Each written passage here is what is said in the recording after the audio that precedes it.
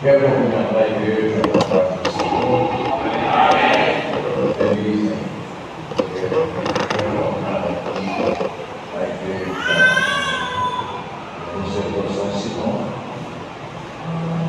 Poder rever aqui pastor Samuel, sua esposa e minha mãe. Poder rever aqui alguns colegas do nosso curso que fazemos na nossa faculdade. Para nós, alegria. Poder ver também alguns irmãos ali de Icaraí. Isso é bom. E ver aqui uma juventude abençoada e com desejo de aprender a palavra de Deus. Eu quero fazer um pedido.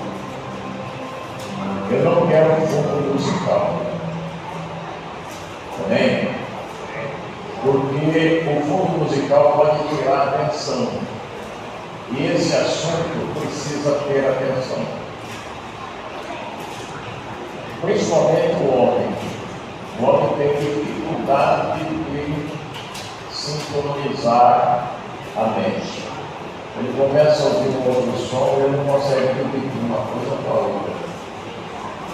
Então eu prefiro, numa palestra, nós não termos de forma alguma nenhum tipo de som que venha, quem sabe, interferir com a compreensão dos irmãos. Nós vamos ler o Salmo 23. Acredito que uma boa parte aqui conhece o Salmo 23 de cor. Uma boa parte.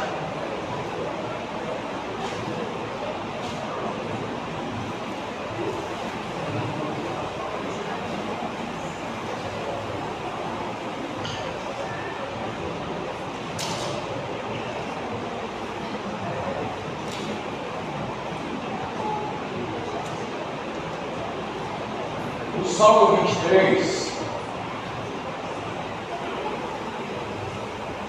é um salmo onde fala de felicidade de termos o Senhor como nosso pastor. O Senhor é o meu pastor, nada me faltará. Deitar-me faz em verdes pastos, guia-me mansamente às águas tranquilas, refrigera a minha alma, guia-me pelas veredas da justiça, por amor do seu nome. Ainda que eu andasse pelo vale da sombra da morte, não temeria mal algum, porque tu estás comigo. A tua vara e o teu cajado me consolam. Preparas uma mesa perante mim, na presença dos meus inimigos. Unges a minha cabeça com óleo, o meu cálice transborda. Certamente que a bondade e a misericórdia me seguirão todos os dias da minha vida, e habitarei na casa do Senhor por longos dias. É um salmo bem propício para essa palestra, porque aqui o salmista expressa a alegria de ter o Senhor como o seu guia, o seu pastor em tudo na vida. Queridos, quando recebi o convite para estar com vocês aqui, falando sobre esse assunto me lembro que, alguns anos atrás, nós palestramos nesse assunto ali no Jardim Icaraí, e penso que depois do Icaraí eu devo palestrar somente ali na nossa igreja, visto que, como pastor, a gente não está sempre preocupado com aqueles que nós pastoreamos. E hoje estou aqui para nós falarmos desse assunto que de fato ele merece atenção. O assunto depressão. O irmão agora há pouco esteve aqui contando um pouco da sua experiência. Eu sei que pode até ter outros aqui no nosso meio que também já teve experiência com essa situação, com essa depressão. Vamos falar sobre o desafio da vida. O que é viver? É um desafio de fato. Vamos falar sobre o nosso ser, a dicotomia do ser humano, espírito, alma e corpo.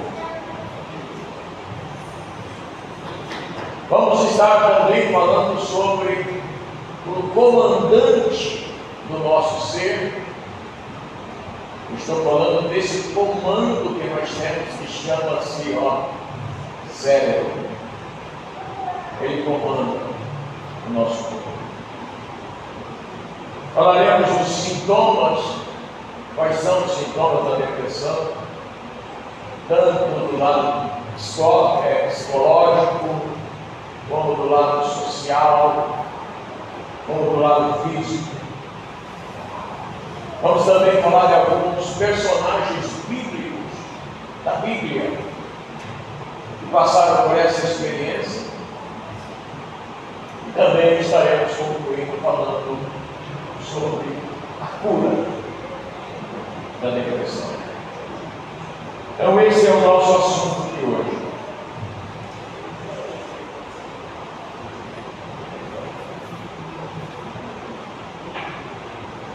Amém.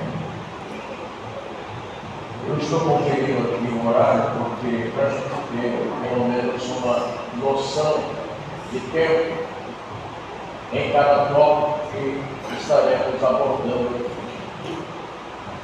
Se alguém tiver alguma pergunta, sinalize e nós vamos estar ouvindo a pergunta. Quem sabe responderemos de imediato e quem sabe deixaremos para depois. Se alguém preferir também anotar a pergunta e trazer para depois, no final nós estamos falando sobre as perguntas que forem feitas. Fique aí sobre o critério de cada um. Mas vamos lá, depressão. Segundo o que nós temos já como o convite para essa palestra, é falar que ela de fato merece atenção. Primeiro nós devemos entender que a depressão é uma doença. É uma enfermidade, uma doença. E se é uma doença, ela precisa ser tratada. Precisa ser consultado, precisa ir ao consultório do profissional da área, para que possa então estar fazendo os exames e detectar esse mal e poder fazer o tratamento. Essa é uma doença que ela atinge criança, adolescentes, jovens, adultos, velhos, ninguém escapa. A depressão é assim. Então, à luz da Bíblia, à luz da palavra de Deus, nós estaremos conversando sobre esse assunto. Então, o que de priori a gente tem que estar entendendo? E nós entendemos o comportamento de cada um. Isso é normal. Uma família conhece o comportamento da sua criança. Se os hábitos dessa criança começam a mudar, eles vão ter atenção. Se a criança não era assim, o que está acontecendo? começar a ter atenção às atitudes, ao comportamento da criança, comportamento de um adolescente, as mudanças de fases de vida de uma criança para um adolescente, de um adolescente para um jovem, de um jovem para a maturidade de um adulto e de um adulto para a situação já lá na frente. E é quando nós devemos entender que estamos na contagem regressiva e muita gente não quer reconhecer essa situação e começa a sofrer essa tal de depressão porque não aceita a velhice. Quanta gente está assim.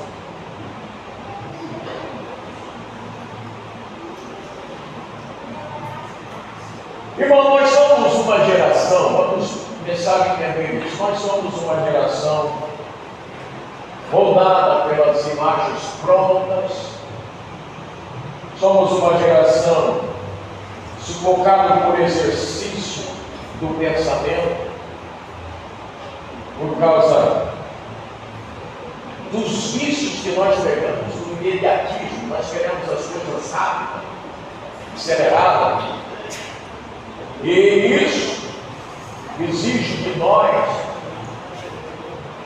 ou nos pressiona a ponto de ficarmos sufocados. Cada um tem suas experiências nesse assunto de vida, porque cada um de nós temos situações diferentes no nosso dia a dia. Tem um que é pedreiro, tem outro que é médico, tem outro que é advogado, tem outro que é músico, outro é pastor, mas cada um de nós temos as nossas atividades no dia a dia, e que de fato cobra de cada um de nós, as nossas atividades cobram de nós, e nós precisamos estar atentos ao que estamos sendo cobrados. Veja, o índice é assustador.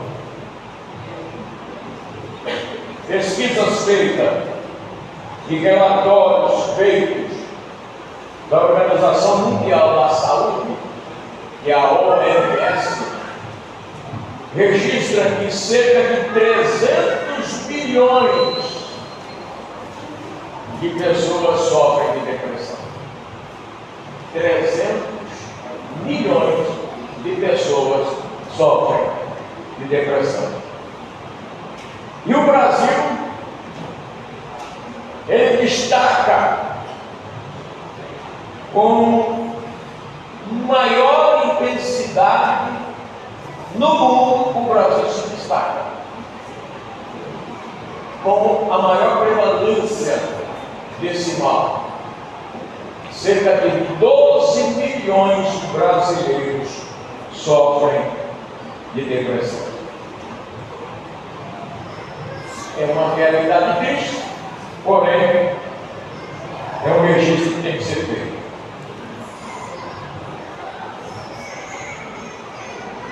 Vamos pensar um pouco o que é a depressão. Qual é o conceito que a gente precisa entender que é depressão? É quando você se vê num beco sem saída, como se estivesse num quarto escuro sem janela.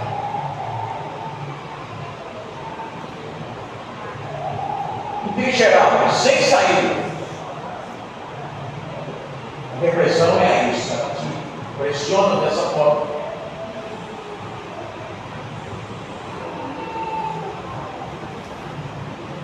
Irmão, nós vivemos num mundo repleto de informações.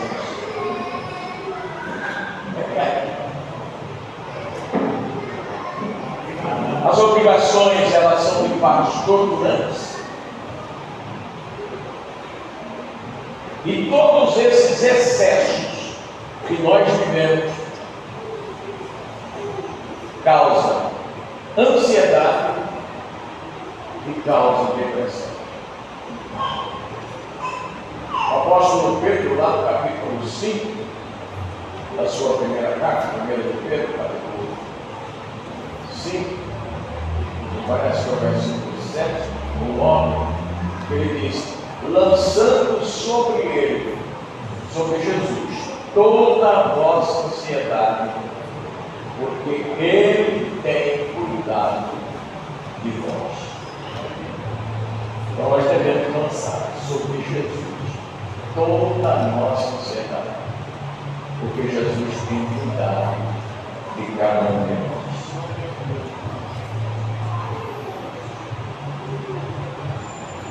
Por exemplo, uma pessoa começa a sentir uma dor no peito, começa a sentir muita dor no peito. Primeira coisa que a gente é orientado a fazer é correr e procurar um especialista do coração, cardiologista. Procura um cardiologista.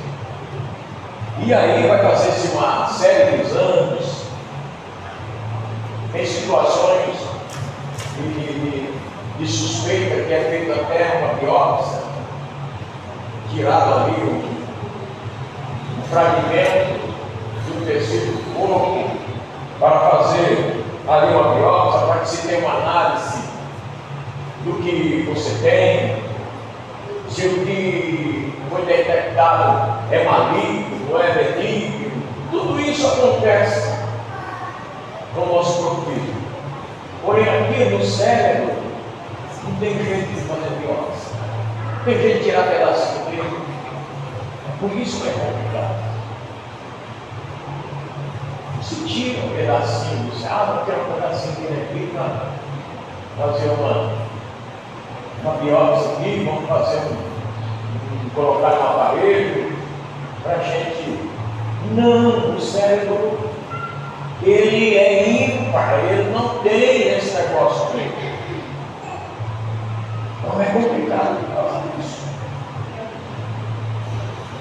Mas vamos pensar no ser humano. Se alguém tem Bíblia e quer ajudar na leitura bíblica, é bom. Vamos pensar na tricotomia humana. Estou fazendo aqui uma introdução para nós entrar de fato no nosso 1 Tessalonicenses 5, 23. Outro pode ler 4 de Hebreus 4, 12.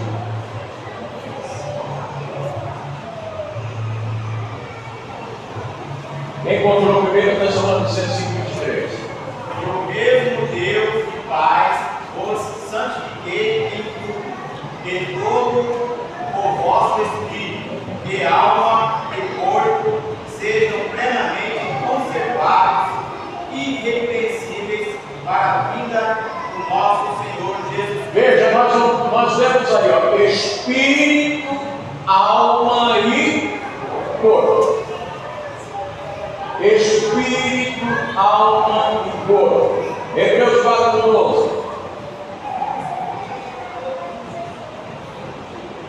Porque a palavra de Deus é viva e eficaz, mais penetrante do que qualquer espada de 2 gumes, e penetra até a divisa da alma e do espírito, e das juntas e medulas, e é apta para decidir os pensamentos e intenções do coração. Veja que a palavra de Deus ela penetra entre a alma e o espírito, entre as juntas e medula. Nós vemos alma, nós vemos espírito e nós vemos parte do corpo, juntas e a medula. Então nós temos aí a tricotomia humana. Jó também fala sobre isso. Lá no livro de Jó, capítulo 7, verso 11. Jó 7, 11.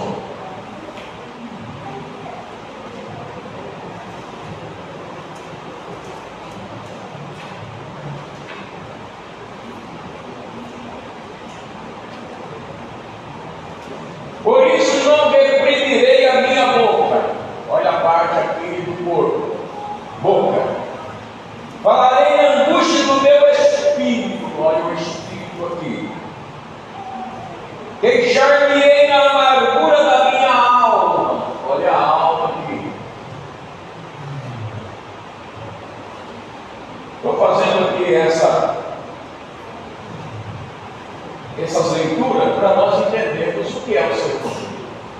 Ele tem espírito, tem alma e tem corpo.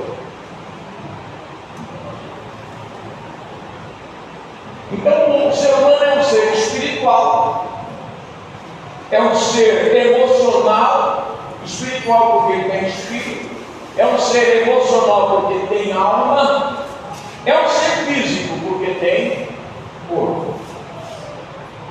Ou seja, essas três dimensões elas são individuais. O espírito é individual, a alma é individual, e o corpo é individual. Claro que o corpo é mais fácil você dizer que ele tem a sua individualidade, porque nós estamos vendo. Mas quando eu olho o pastor Samuel, eu não conheço o pastor Samuel. Nem mesmo a esposa dele conhece ele. O que ela conhece dele? Conhece o seu físico. Conhece a estrutura do corpo dele. Se perguntar para ela descrever, ela não consegue descrever. Mas o que eu fiz? Mas e ele que fala? Tem situações que nem nós mesmos nos conhecemos. Só Deus nos conhece. Então a parte externa, ela de fato denuncia a sua individualidade. Mas a parte espiritual e a parte emocional, veja, todas essas três partes, nas suas dimensões, têm as suas virtudes, mas também têm as suas imperfeições. Todas. Vamos ler Gênesis 2:7. Estamos falando agora da tricotomia, o homem trigo. Gênesis 2:7. E formou o Senhor Deus o homem de onde? Do pó da terra. Soprou em seus narizes o fôlego de vida, e o homem foi feito alma vivente. Veja, formou o Senhor Deus o homem do pó da terra. Essa é a parte física. Pó, físico. Soprou em seu nariz. O sopro de Deus é a parte espiritual. E com esse sopro o homem se torna uma alma vivente. Então nós temos aí essa tricotomia humana. Vamos observar essa composição química do ser humano. A ciência aponta que quase 99% de toda a massa humana, ou seja, esse pó, é composta de 6 elementos, que é oxigênio, carbono, hidrogênio, cálcio e fósforo.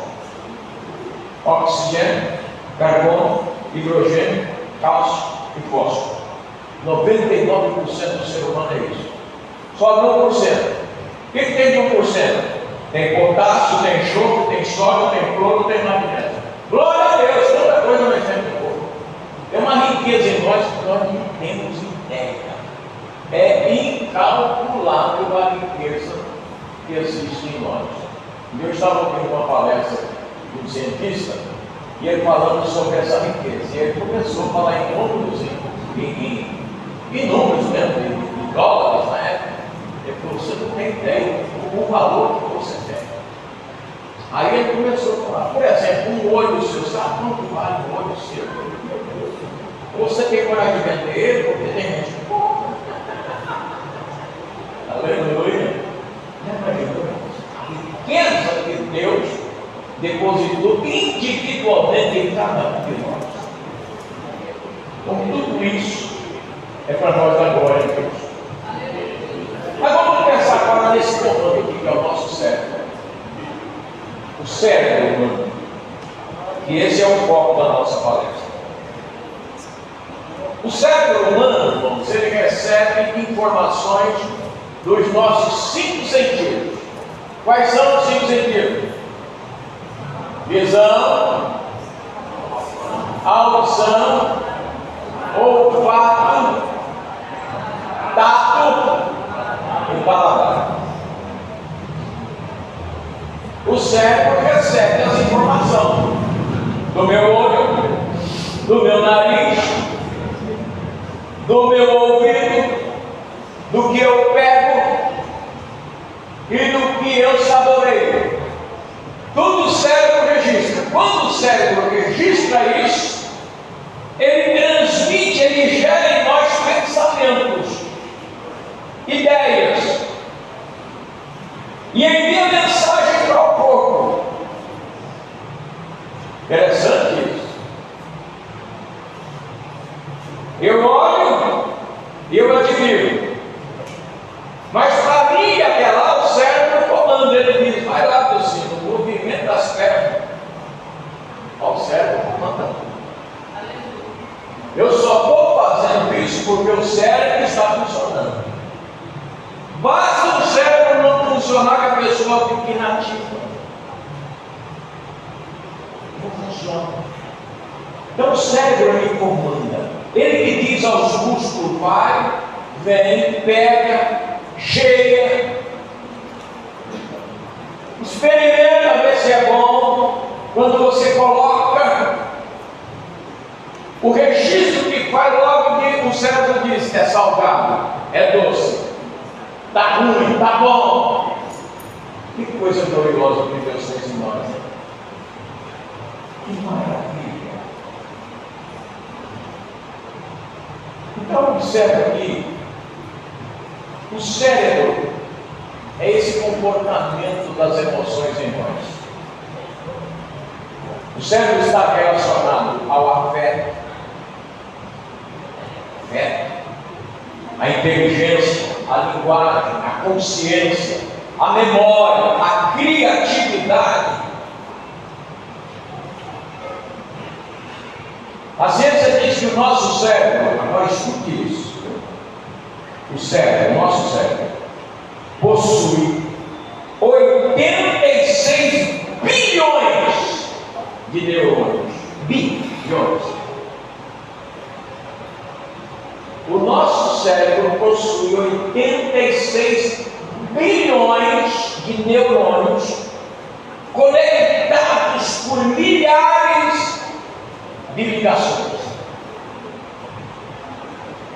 Que coisa gloriosa, coisa tremenda que Deus faz. Por exemplo, nesse exato momento que vocês estão me vendo, me ouvindo, aí no cérebro de cada um de nós, cada um de vocês, nesse momento, várias correntes elétricas estão passando por vosso cérebro, fazendo registros de pensamentos, de imaginações, de criatividade. O que ele está pensando ali agora, não vejo o que você está pensando. Por quê?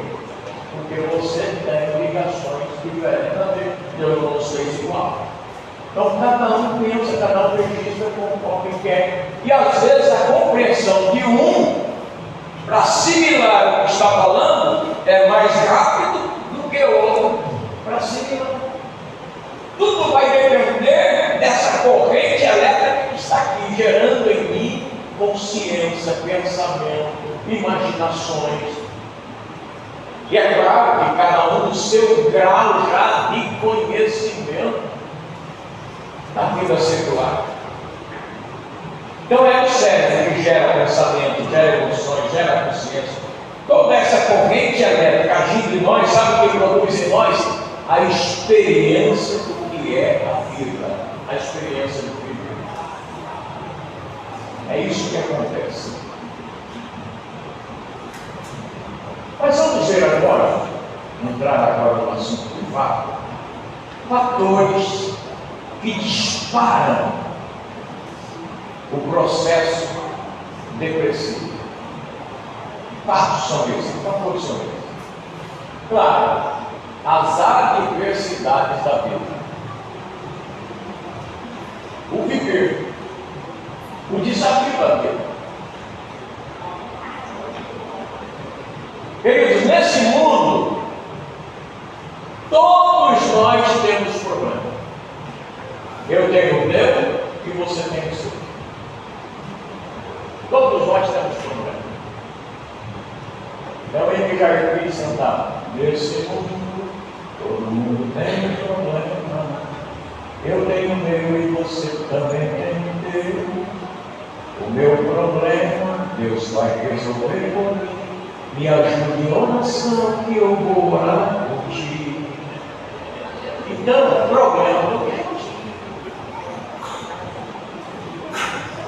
Será que tem alguém que pode dizer eu não tenho problema?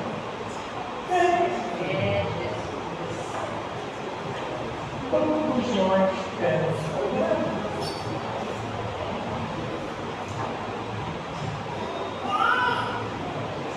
O pastor Daniel, que eu falei dele agora há pouco, tem um netinho que está com 3 anos, 3 anos. Começou aí na creche, na escolinha. Aí esse dia eu cheguei na cama dele, ele estava bravo. Eu fiquei olhando para ele, estava bravo. Pastor,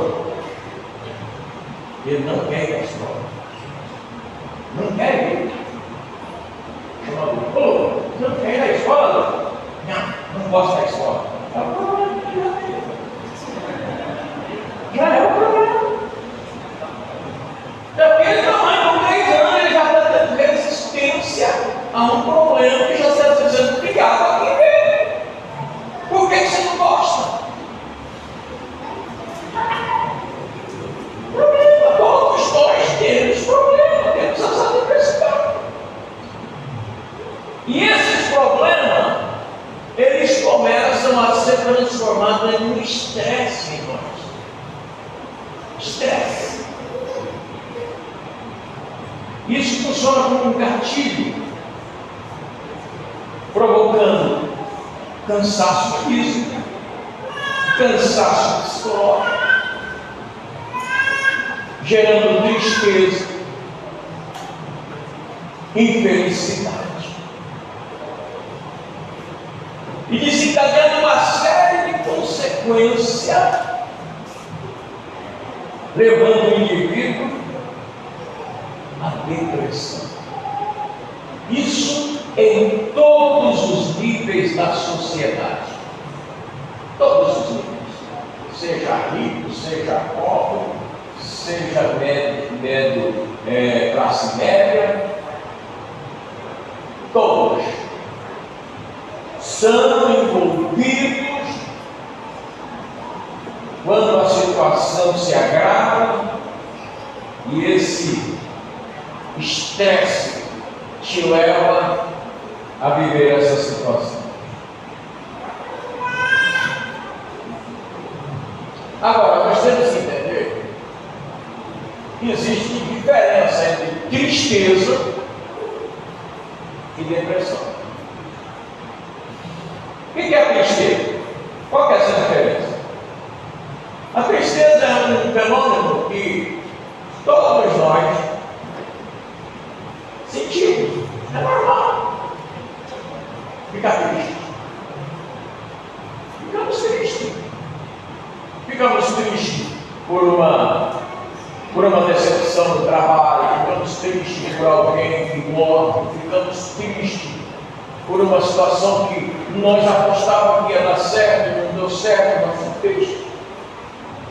Mas essa tristeza, ela tem que ser passageira.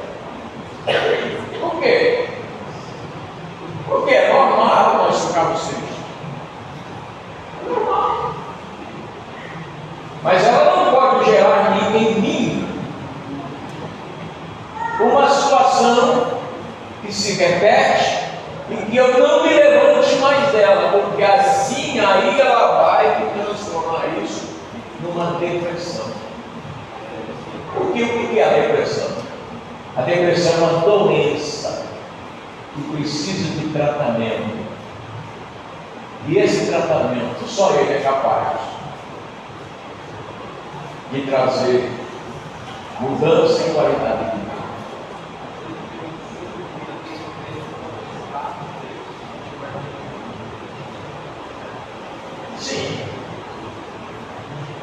foi, se não foi ontem, não, quinta-feira, eu falei lá na igreja sobre a diferença de feliz e de alegria. O que é a felicidade e o que é a alegria. A felicidade, ela é conquistada. A felicidade é uma conquista.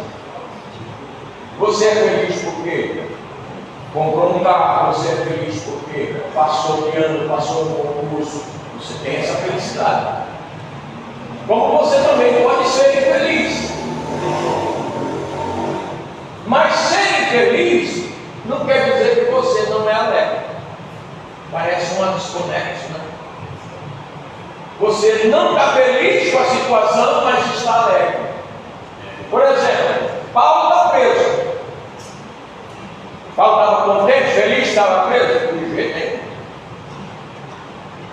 Mas quando você olha para o Filipenses, que está escrevendo a carta de Filipenses, ele diz assim: regozijai-vos no Senhor, outra vez digo regozijai-vos. Por quê? A alegria vem de Deus.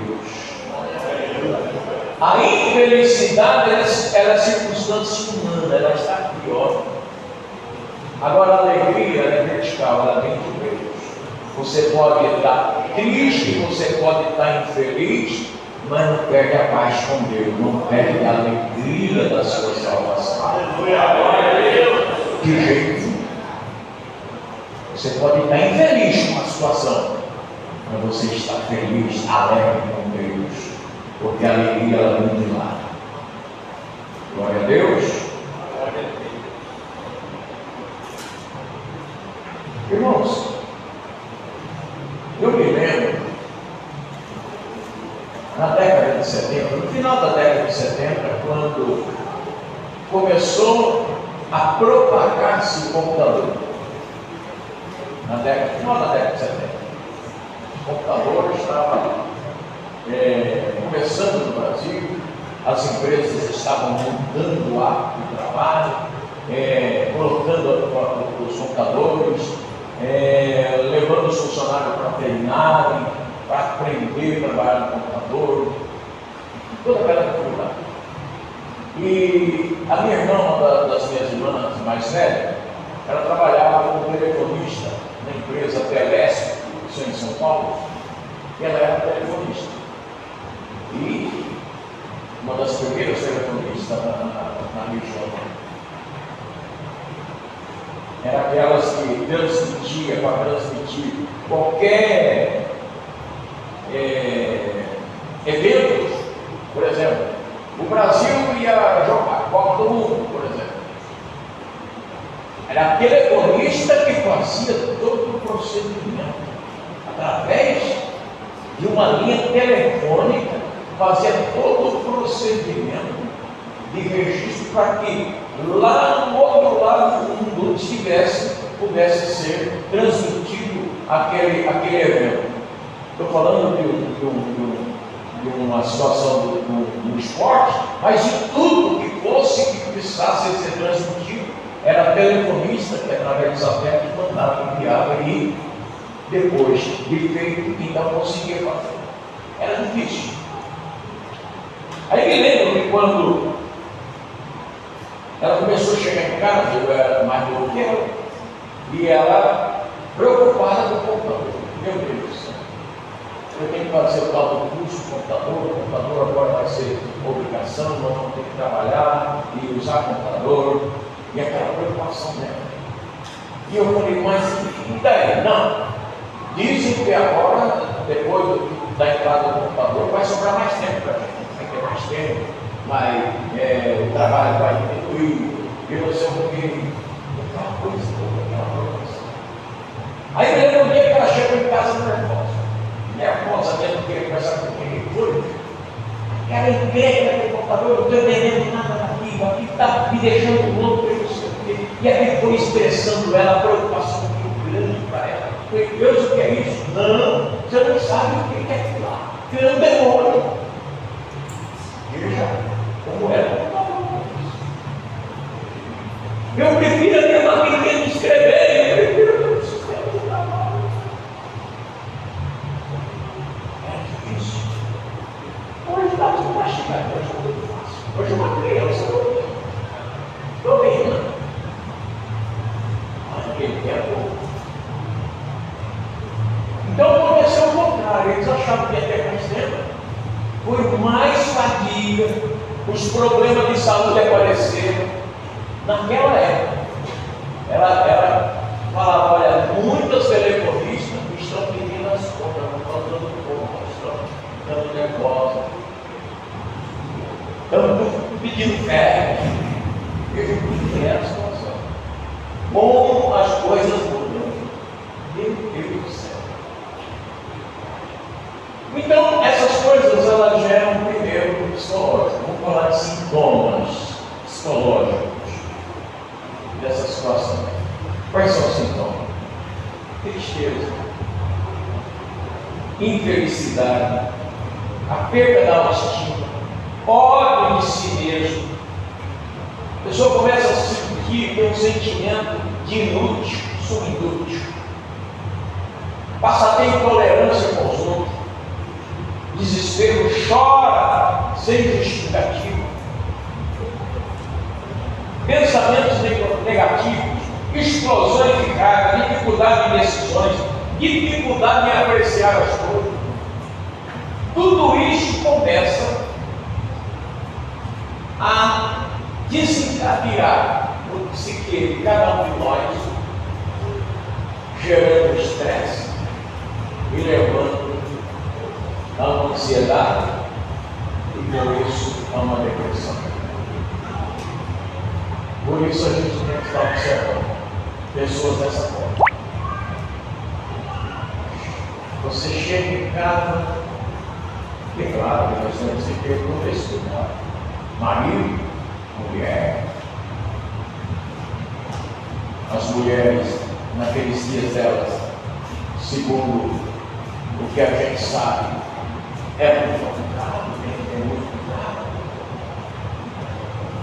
Tem pessoas que têm problema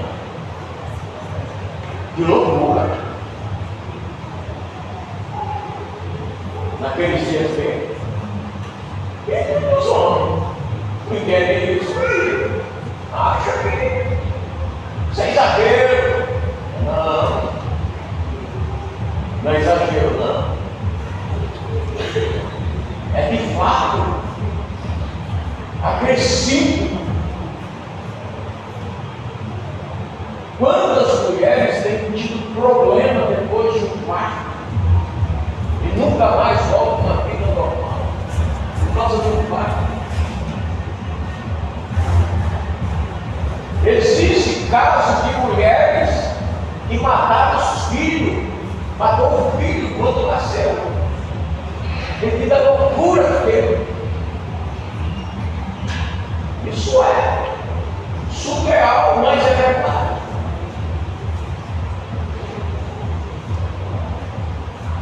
Então, irmão, é essa a situação do capítulo, começa aqui. Um outro sintoma é um sintoma social. Quando a pessoa começa a ter baixo desempenho no trabalho. O que está acontecendo com você, rapaz? Você não era assim. Você fazia isso com mais tranquilidade. Teu trabalho era todo dia. O que está acontecendo? Que preguiça é essa? Não. Você já é caso de depressão. Começa a preferir ficar sozinho. Evita os amigos. Não quer conversar. Quarto escuro. Hoje tem que ter atenção. Papai, mamãe, com um filho, com uma filha. Ela não sai daquele quarto com o filho. O que está acontecendo com ela, com ele? Prefere ficar sozinho. Mas antes não era assim, então a gente tem que ter entendimento que não é normal. Não era assim. O que está acontecendo? Por que mudou?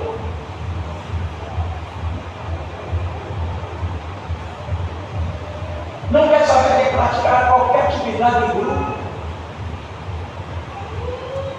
Olha, vamos fazer isso, estou fora, não conta com ele. Mas o que é o problema? Mas antes eu não fazia, não era assim, ela não era assim. Era. E por que agora não? Não sei. E a gente fala, é frescura, não é frescura. Está se achando, não é? Está se achando. É por isso que nós temos que ter atenção. E quais são os sintomas físicos? Desânimo, lento, a concentração e raciocínio por reduzir. Começa a falar mais lentamente. Tem situações de perda de peso e tem outras situações de obesidade. Tem pessoas que param de comer, tem outros que comem demais. Fadiga, cansaço, qualquer atividade mínima que seja. Dores inexplicáveis, dificuldade para dormir, insônia, ou dormir demasiadamente. Veja quais são as situações do físico. Dorme demais, ou não dorme, tem insônia. Nós estamos falando de coisa que sai do seu normal. A gente conhecia antes, não era assim.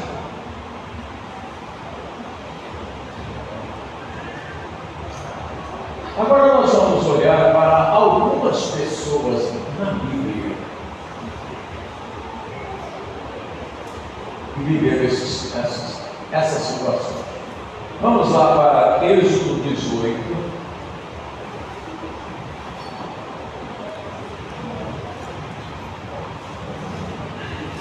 Êxodo 18.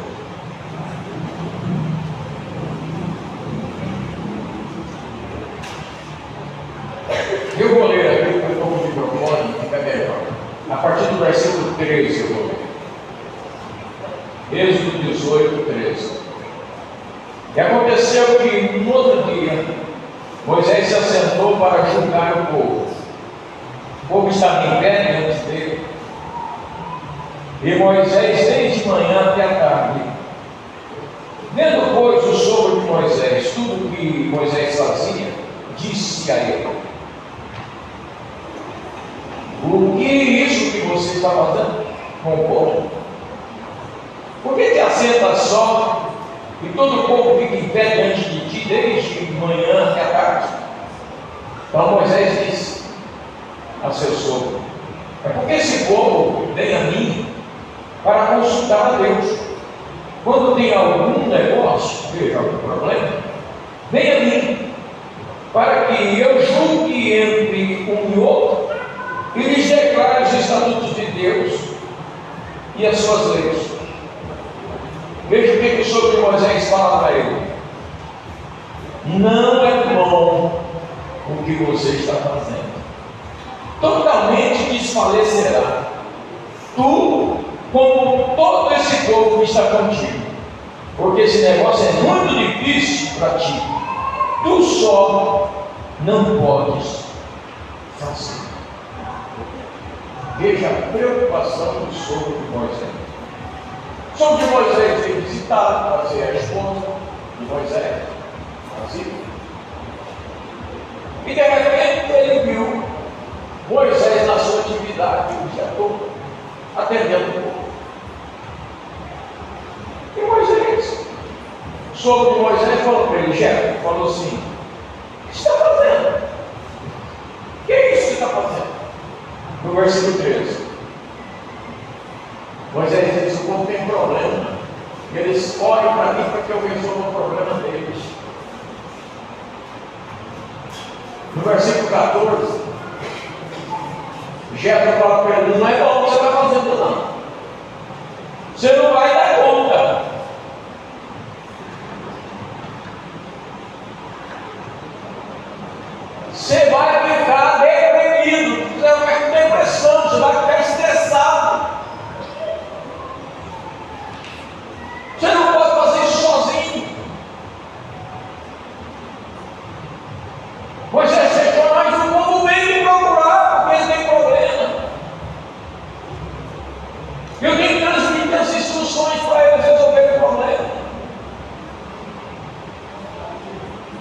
No versículo 18 ele diz assim: você vai ficar esgotado, exausto.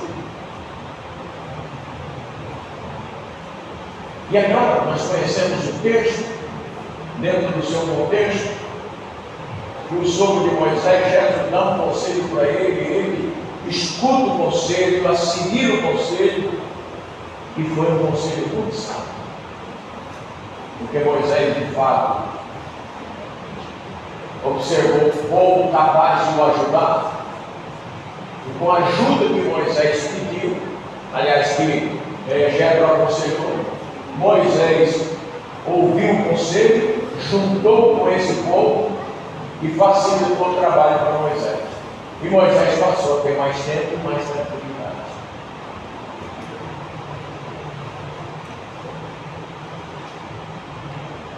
Todos nós devemos reconhecer que somos limitados. Todos. Nós somos seres humanos limitados. O próprio Jesus teve momentos de fraqueza. Veja, o diabo não tenta nem de nós no nosso ponto forte. Não. Ele nos tenta no nosso ponto fraco. Jesus foi tentado no seu ponto fraco. O diabo viu o ponto fraco de Jesus e agora pega. Pastor, Jesus teve um ponto fraco dele. Veja Mateus capítulo 4 e o versículo 2. Veja o ponto fraco de Jesus. Se não der a tentar, é de jeito. Ele está em Mateus 4, 2. Pode ler. E tendo jejuado 40 dias e 40 noites, depois teve fome. Depois teve fome. Jesus é limitado, ele está com fome.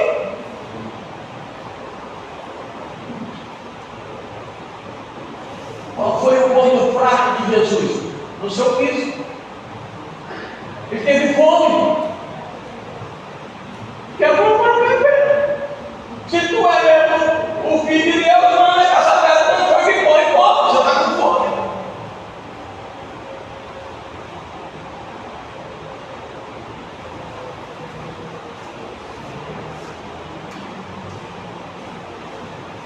Jesus é um ser limitado. Entenda uma coisa: Jesus é uma coisa, Cristo é outra coisa. Quando eu falo Jesus, nós estamos falando do ser humano, Jesus. Quando nós falamos do Cristo, nós estamos falando daquele que venceu, ressuscitado. Você vai ver na Bíblia Jesus Cristo e Cristo Jesus. Quando você estiver lendo na Bíblia Jesus Cristo, está falando de ser humano. Quando você lê na Bíblia Cristo Jesus, está falando do vencedor, do Cristo. É diferença. Vamos lá para Efésios para ver só um pouquinho essa diferença, para nós continuar. A hora já está querendo mandar para. Mas vamos lá para Efésios. Vamos para ver essa diferença. No Efésios 2, não vou ler todo o texto, mas no versículo 5 diz assim: estando nós ainda mortos em nossas ofensas, nos vivificou juntamente com Cristo. Nós somos vivificados com Cristo. No 6 diz assim: nos ressuscitou juntamente com Ele e nos fez assentar nos lugares celestiais em Cristo Jesus. Está falando do vencedor. No 7 também você observa: mostrar no céu vitorioso abundante riqueza pela soberanidade para conosco em Cristo Jesus. Está falando do vencedor. No 10, porque somos feituras suas criadas em Cristo Jesus. No 12, naquele tempo estava sem Cristo. No 13, mas agora em Cristo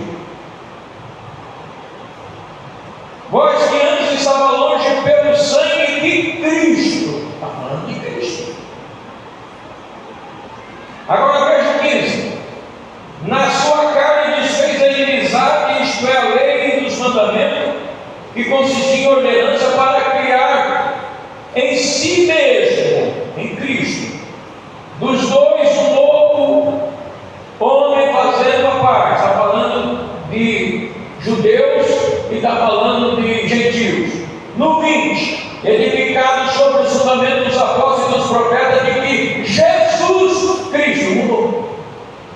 Não é mais Cristo Jesus, não é Cristo, agora é Jesus Cristo.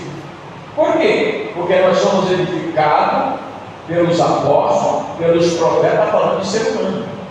E de Jesus Cristo, nós somos edificados nessa base. E é Ele, Jesus Cristo, a principal pedra da esquina, no qual todo edifício bem ajustado cresce para ter o santo do Senhor. Então veja, tem diferença em Cristo com Jesus Cristo. Veja, no capítulo 3, no verso 9: e demonstrar a todos qual seja a dispensação do mistério, desde os séculos que esteve o culto em Deus, que criou tudo. No 11: segundo o eterno propósito que fez em Cristo Jesus. Cristo, olha, Cristo Jesus. No 14: Pai de nosso Senhor Jesus Cristo. O assunto não é esse, mas eu estou falando da questão do limite humano. Jesus reconheceu os seus limites. Quando ele é tentado, o diabo, a Bíblia diz que o diabo transporta para um monte alto. Primeiro para o pináculo do templo, o diabo transporta. O que é transportar? É carregar. O diabo carregou ele. Como é que ele ia subir lá? O diabo transporta Jesus lá do pináculo do templo. E falou: está vendo isso aqui?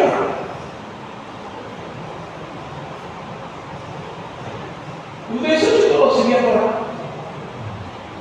Tudo bem. Transporta. Depois disso que ele pega do pináculo do templo e transporta ele lá para o monte muito alto.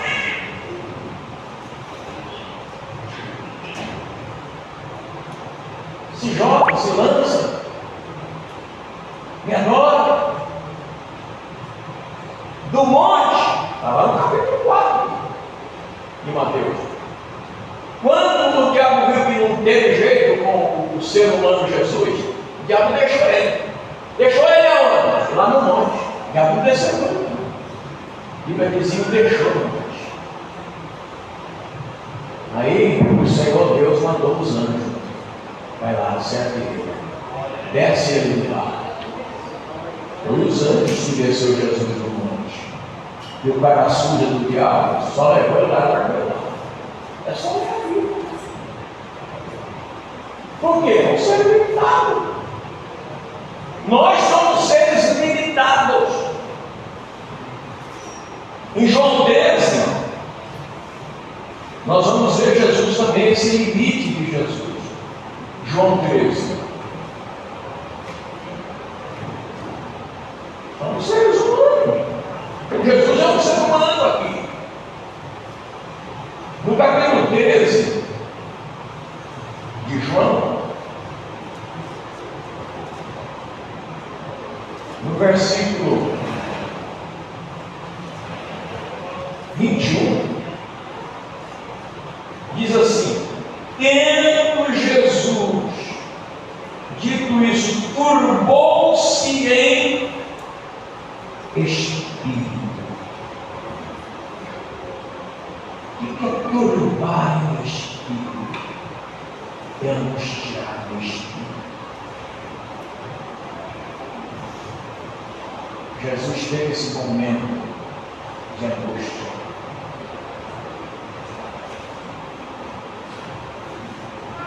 No 31, por que ele teve esse momento de angústia? Cada situação que estava vivendo. Ele tem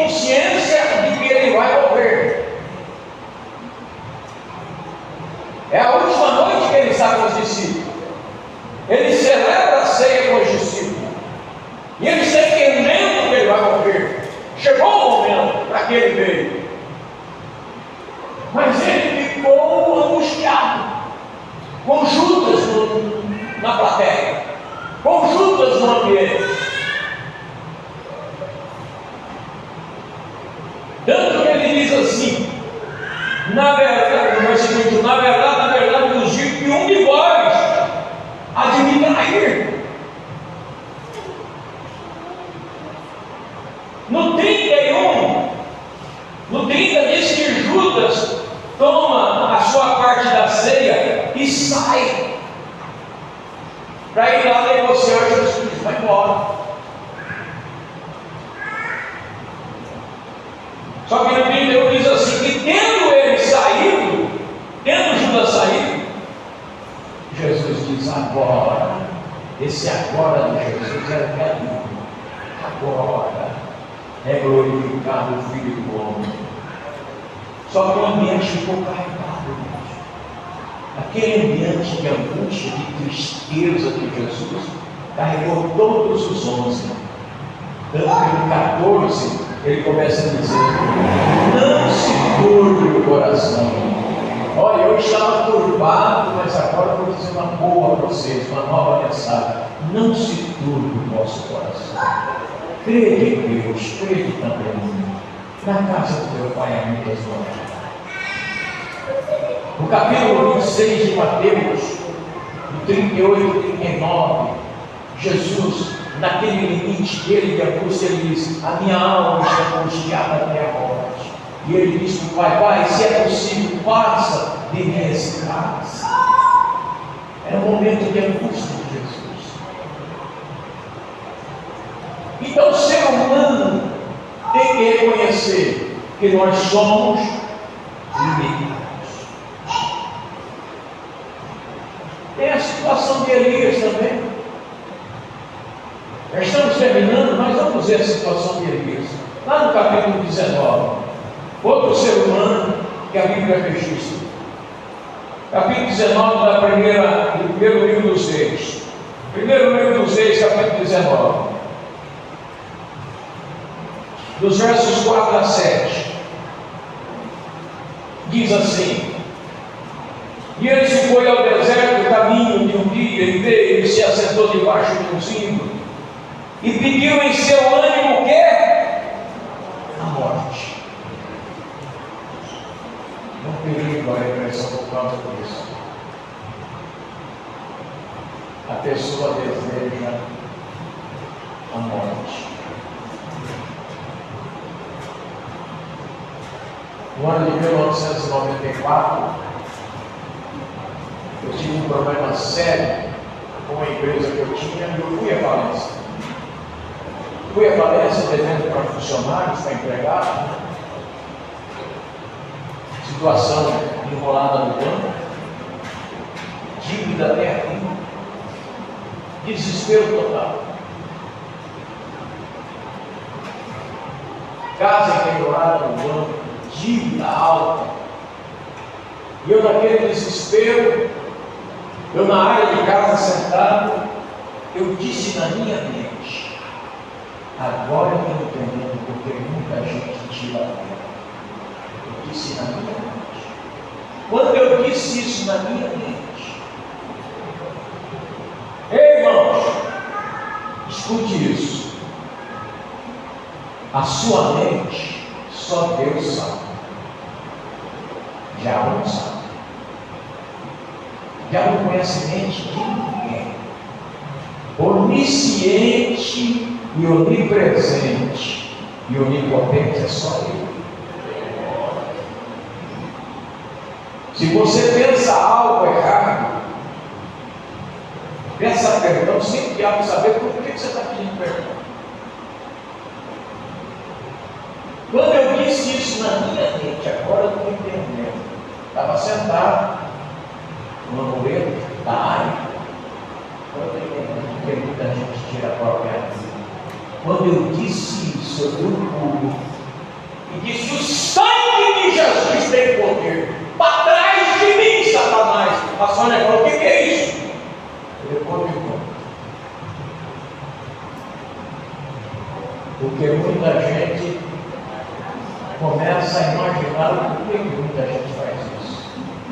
Aí você começa a dar sinais, através do movimento, através do seu olhar, das suas atitudes, que você quer fazer. Aí sim o diabo vai armar. O diabo, ele só tem poder na nossa vida quando nós denunciamos para ele nossas intenções. Você pode pensar, imaginar, e pedir perdão e maravilha, glória a Deus. Agora, se você denunciar o que você está pensando, aí ele vai te olhar. Por exemplo, esse copo daqui,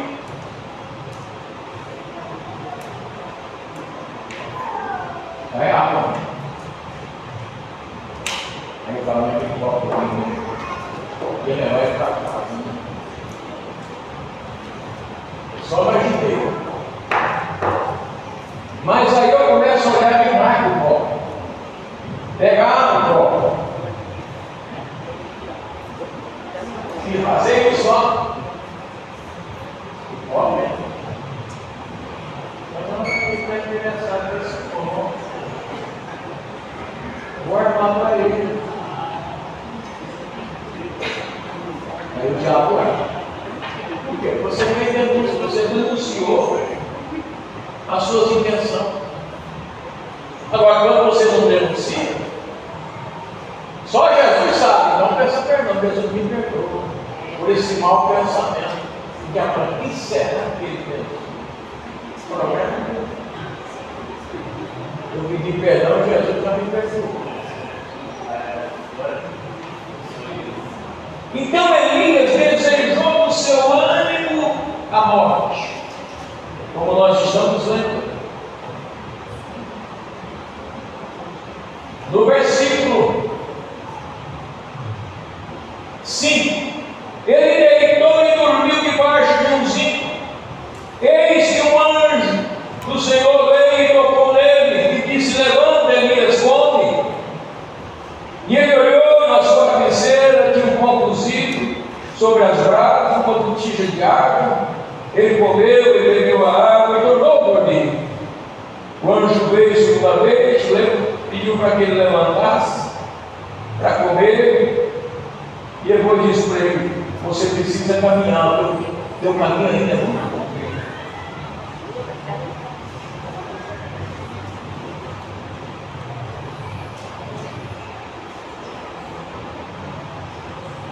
Elias estava deprimido, querendo morrer.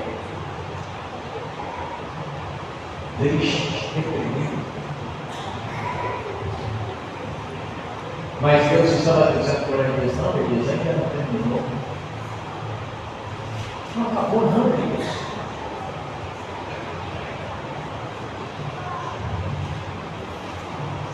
Veja o tratamento que Deus dá. Deus dá o tratamento para aquele momento que ele fez. No versículo 5, o Senhor colocou Elias para dormir. Deixa Elias dormir. Ele precisa descansar. Elias dormiu. No versículo 6, o Senhor deu comida para Elias. O Senhor fez tratamento para ele. Primeiro Deus trata. Dorme, Elias, dorme. Descansa. Vem cá, desce lá, leva a comida para Elias. Com Elias, com a fé, corta. Onde eu estou? Cadê a comida aí? Elias comeu. Só disse: deixa eu beber, irmão.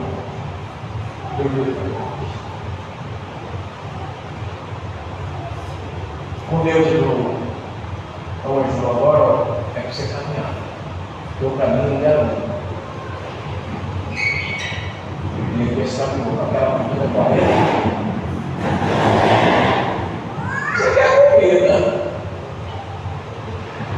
Só que ele pega e ainda está com a situação da depressão dele. Ele entra numa caverna Aquele lugar que o deprimido quer entrar, ele quer uma caverna, ele quer ficar sozinho, ele não quer mais ninguém. Ele estava desse jeito. Quem pode ler para mim o versículo 9 do capítulo 19 de Reis? Quem está comigo?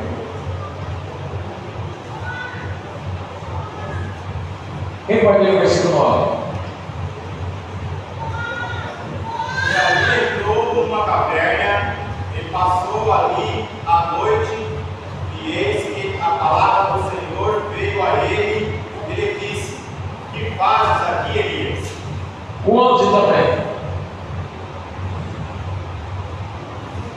E ele lhe disse: saia para fora e põe-te neste monte perante a face do Senhor.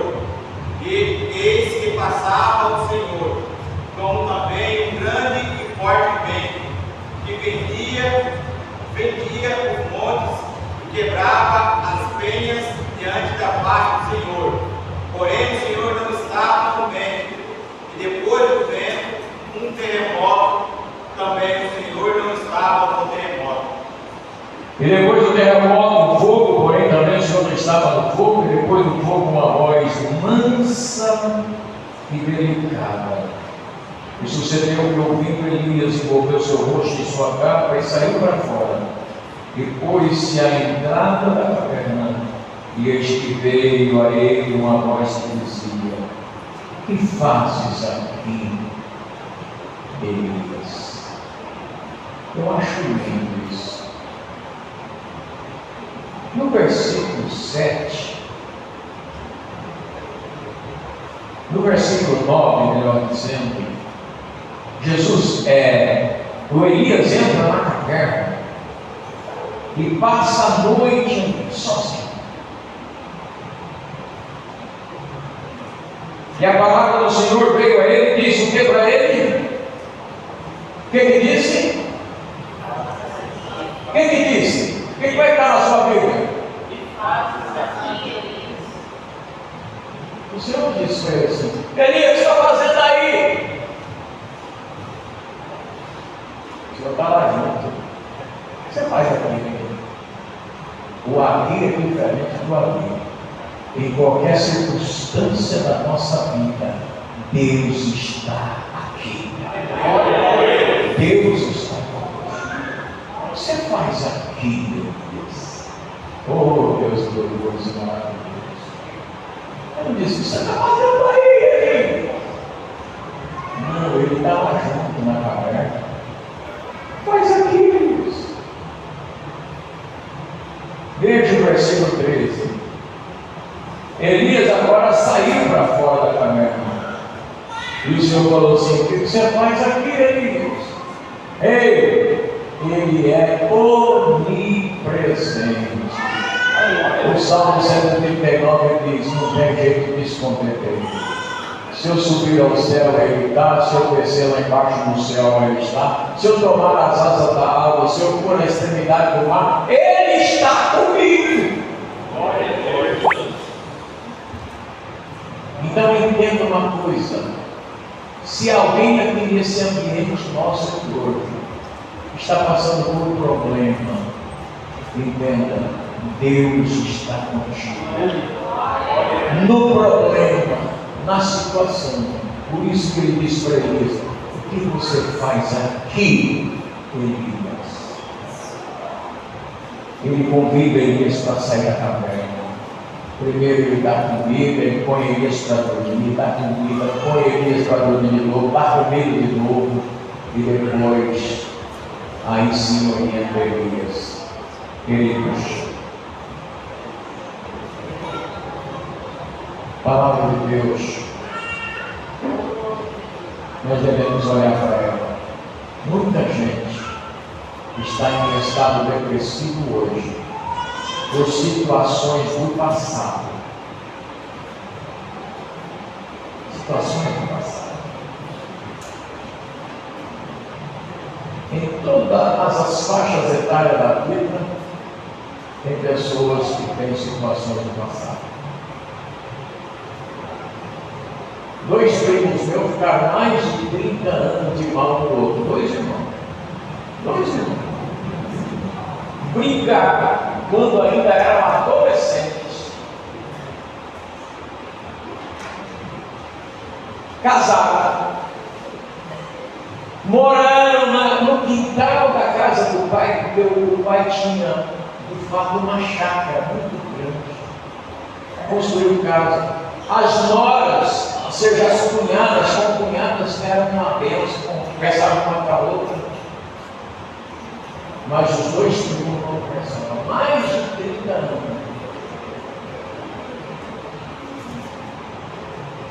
Tinha um problema muito sério.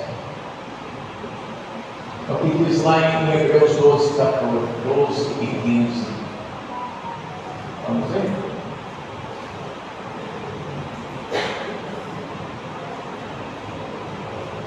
Hebreus 12, 15.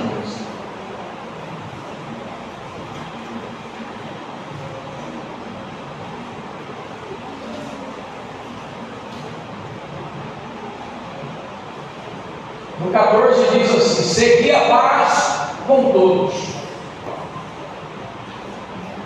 e a santificação, sem a qual ninguém verá o Senhor, tendo cuidado de que ninguém se prive da graça de Deus e de que nenhuma raiz de amargura brotando nos perturbe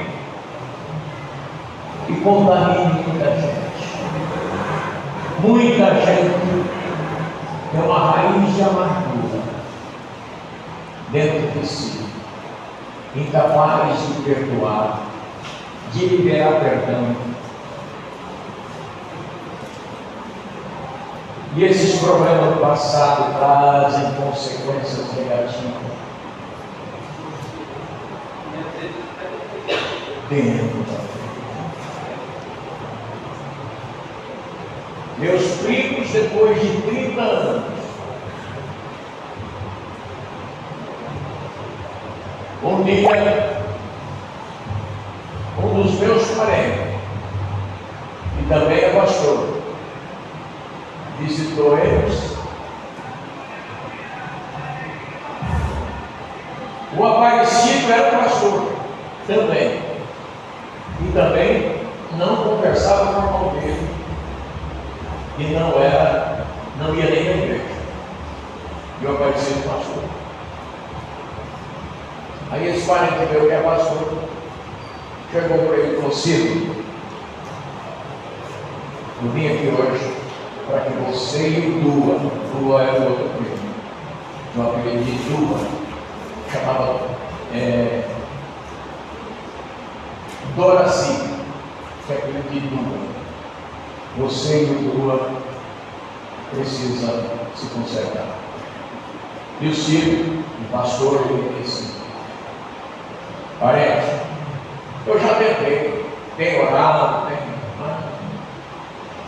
não resolve. Ele me evita. Eu, tudo bem, ele te evita. Mas você prefere esse abismo ou prefere construir uma ponte agora? Mas como assim? Vamos construir uma ponte comigo? Ele falou: não estou entendendo. Eu vou ver. A ponte está pronta, vem cá. Vamos passar por ela. Vamos lá. Chegou lá. Sabia que o Dua está. Dua! Ô, parente, vem aqui. Dua saiu. Comentou o parente. Dá um abraço nele, Ciro. Abraçou.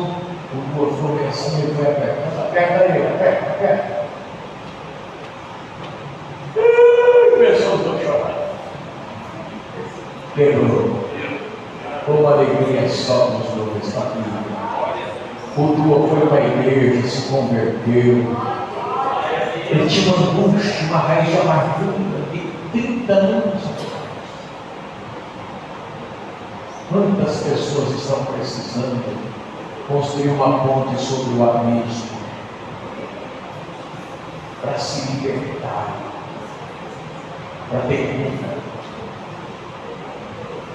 Queridos, eu concluo dizendo que, de fato, A depressão é uma doença. E não adianta nós falarmos para a pessoa que está em depressão, você precisa de orar mais, você precisa jejuar, ler a Bíblia, ir para a igreja, fazer campanha. Não, depressão não cura assim não. A depressão se cura por um médico, um especialista. Ele está doente, é doença. Não é falta de oração. A pessoa era crente, sempre foi crente, por que agora o problema está aqui? O comando.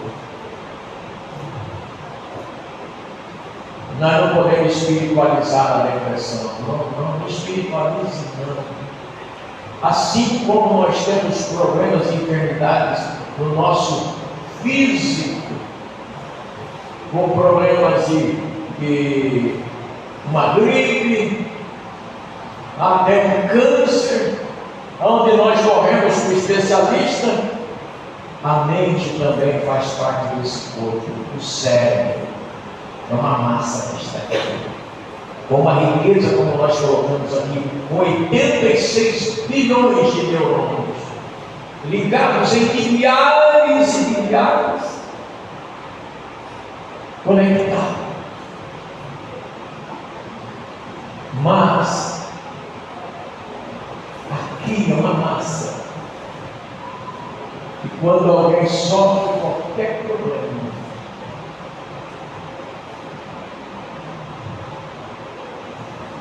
lembro que em 1991, 92, eu morava em Maria, no estado de São Paulo, e nós estávamos vindo de madrugada para Campo Grande. Meu tio estava em Campo Grande. Nós estávamos indo para Campo Grande. E aí aconteceu um acidente. Na estrada aconteceu um acidente. E estava eu e meu irmão Pedro, que também é pastor. Na época, nem eu nem ele era pastor ainda. Já éramos obreiros. E aí, o acidente foi grave.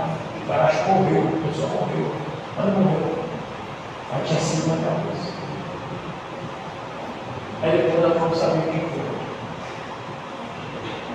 Um dos locutores, narrador de futebol, chamado Osmar Santos. Eu via o acidente. Osmar Santos. E era uma habilidade na sua fala, na sua locução, no locutor, no narrador. Acabou. Porque atingiu o céu, está vivo, mas acabou. Tornou-se uma criança, a fala dele não sai dele. Percebeu o plano dele? Acabou. Osmar Santos. Foi pesquisa. A história do Osmar Santos. Quem era ele? O que virou ele? Eu e hoje. Esse tempo também. Por quê? Porque até se quebra o braço, você enxerga. Tem gente que fica paraplégico, mas a mente está funcionando, ele conversa, ele fala, ele ri, ele chora, ele interage, mas se atingiu, o Senhor tem misericórdia de nós, que nós possamos entender que de fato a depressão merece atenção. E é claro, e junto com a palavra de Deus, nós nos fortalecemos. Nós podemos sim procurar fé, buscar socorro, mas orar e pedir Jesus me ajuda. Eu preciso da tua graça. Os pastores Samuel me permitir que eu quero orar pela igreja.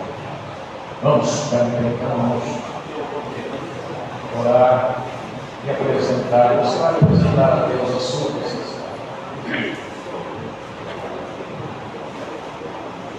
Quem pegou isso? Amém.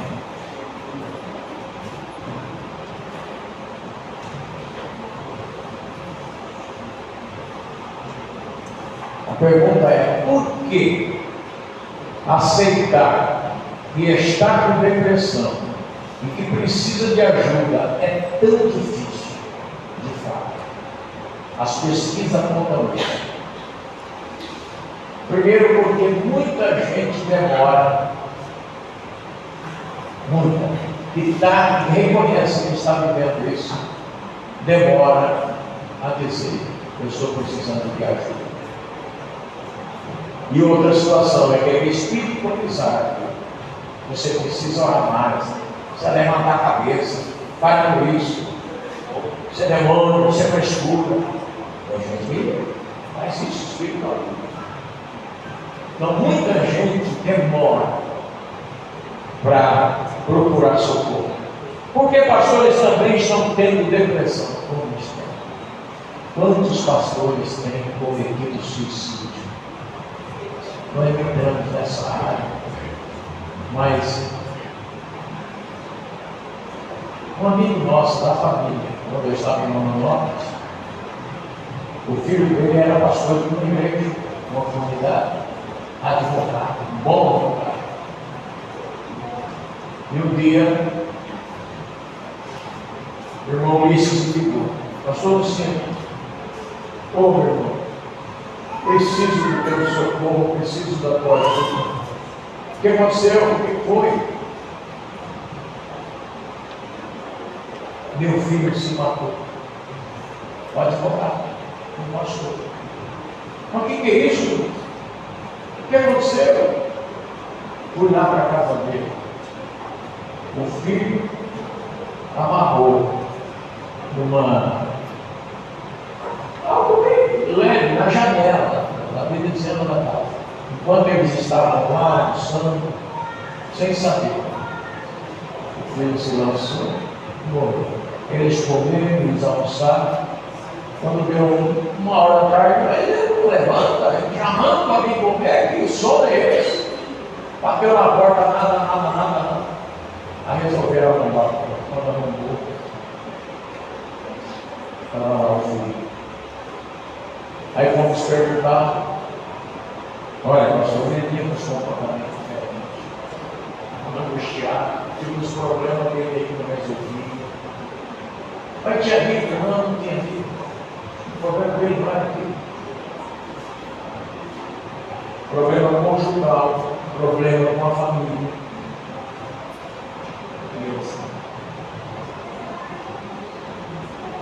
Infelizmente, é uma pressão. Todo pastor, todo obreiro tem que ter tempo de férias, tem que tirar férias, tem que ter tempo para a família. Eu tenho 2 anos que eu não tiro férias. Tem 2 anos. Mas normalmente todo ano eu tiro férias. Esse ano passou, eu não tirei férias, já vai para 2 anos. Mas já falei com o pastor Silvio. Eu vou tirar o dia, chefe. Eu vejo a influência. Eles sabem, reconhecem isso. Precisamos ter um momento de lazer, um momento de família. Depressão é uma doença física ou espiritual? Física. Depressão é uma doença física, que pode te levar a ter transtornos espirituais também. Porque o diabo se aproveita da nossa fraqueza. Amém? Ele se aproveita da nossa fraqueza. Ela pode ser hereditária? Sim, pode ser hereditária. Tem situações de famílias que são depressivas. Não é regra, mas pode ser hereditária, infelizmente. É possível ser depressivo e continuar sendo feliz, alegre, sorridente? É impossível. É impossível. A pessoa pode estar depressiva, está com depressão e está fingindo. Ela finge. Mas quando ela está sozinha, ela está angustiada, chorando, pedindo socorro. Mas ela tem condição de disfarçar, sim. Tem situações que a pessoa disfarça. Por isso é que nós precisamos ter atenção. Por isso a depressão do fato merece atenção. Amém?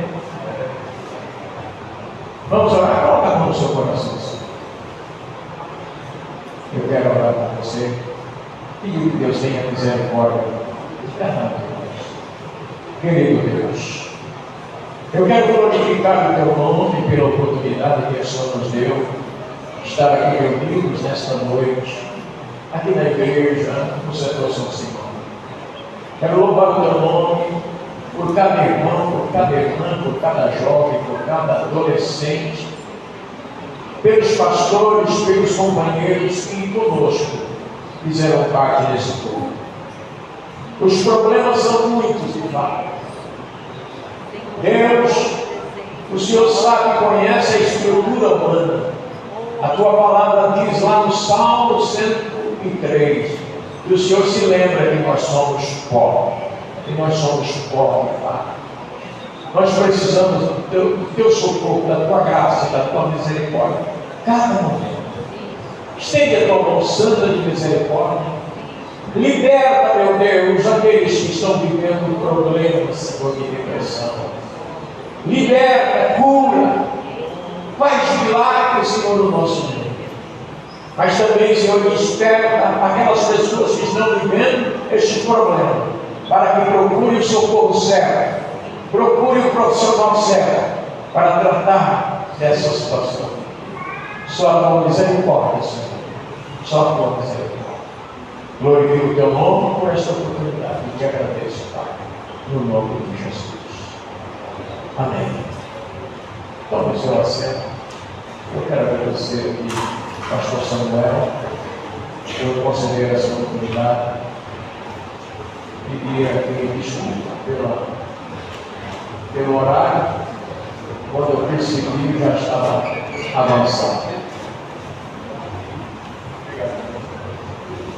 Meus irmãos, quantos podem glorificar o Senhor por essa boa palavra, essa palestra, amém? Quero cumprimentar todos com a paz do Senhor também e agradecer a Deus pelo que passou do Cinco, professor do Espírito Santo, dando sabedoria, seu esposo, Deus abençoe, irmã, e a todos os conjuntos que vieram, os irmãos, aqueles que nós apresentamos, os que não apresentamos, queremos apresentar a Evangelista Monte Santo, ali da Subsede, que é também o líder da regional, nossa regional. Pediremos, seja bem-vindos, Senhor, Deus abençoe. Irmãos, isso é muito importante que nós ouvimos, porque eu lembro quando eu comecei a pastorear a Nova Fronteira, 2021, o pregador foi pregar ali. E ele disse que quem tomava remédio controlado estava dando ouvido a demônio. Isso é evangelista. E aí, quando acabou o culto, vários irmãos veio me procurar: pastor, eu tomo remédio controlado. E aí, irmão, a Bíblia diz que os sãos não necessitam de médico, mas é os doentes. Ele fica tranquilo, isso é normal. Agora, isso que ele falou é errado. Então, por isso, irmãos, a falta que há de palestra, palavras como essa, porque muitas pessoas estão sendo enganadas, ou enganando outras pessoas, levando para o campo da espiritualidade, espiritualizando as coisas. Nós não podemos, irmãos, precisamos entender quando é o homem, quando é Deus, quando é o nosso povo, entendeu? Então nós precisamos separar e entender isso. Tem pessoas que espiritualizam coisas que não é normal. Eu lembro quando era novo convertido, só contar essa vantagem de memória. Com a irmã, nós fazendo uma visita junto com outros irmãos, uma sacola, uma sacolinha branca dessa, descartável. Ela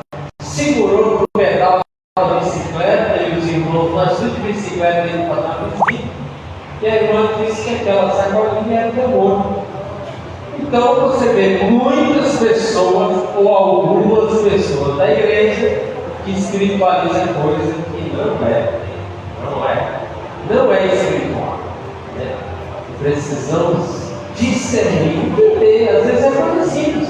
Você não precisa ter o dom de discernir o espírito para saber que não é o diabo, né? Às vezes a pessoa arruma uma confusão com o outro e fala que o diabo está furioso, né? Até ele está admirado da pessoa, porque às vezes a pessoa procurou a confusão. Então o que deve fazer? Se o problema é meu, quem tem que resolver sou eu. Se o problema, ou Deus colocou eu numa prova, né? Ele vai me aprovar no momento certo. Amém, irmãos? Deus abençoe. Muito obrigado, pastor Lucínio. Vamos colocar de pé. Eu quero convidar o pastor Lucínio para integrar a bênção apostólica, que é um aviso aqui. Nosso secretário da escola dominical, especialmente da classe Abraão, que é o nosso secretário. Cada classe aqui, graças a Deus, tem um secretário para desenvolver melhor a nossa escola, né? Graças a Deus, tiramos já, pastor Lucínio, 3 domingos seguidos. Amanhã eu creio que vai ser outro, 100%, oferta e presença. Eu creio que as outras classes também estarão tirando 100%. É o desejo do pastor e de cada professor e secretário da escola. Então, ele avisa aqui, para não esquecer da ETT amanhã, às 8 horas, todos aqui, classe Abraão. Dá um aviso no grupo lá também. Amém? Glória a Deus. Deus abençoe a todos os irmãos visitantes. Isso, tem uma jantinha lá fora, irmãos, para ajudar um conjunto de jovens. Sai daqui, já vai jantar. Amém? Deus abençoe. Pastor Lucínio. Glória a Deus, eu agradeço de coração também o convite e a confiança que ele nos cedeu o microfone para estar aqui.